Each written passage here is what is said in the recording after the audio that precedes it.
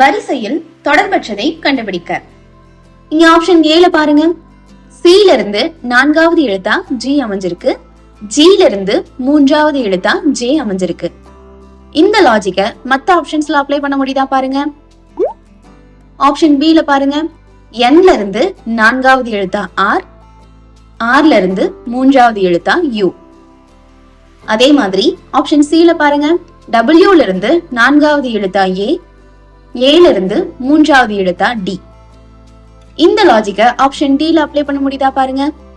K இருந்து 2வது எழுத்தா M அமைஞ்சிருது. M இருந்து 3வது எழுத்தா P அமைஞ்சிருது. அப்போ இங்க தொடர்பற்ற எழுத்துக்கள் எது? K, M, P. Option D தான் சரியான விடை. டிக் பண்ணிக்கோங்க.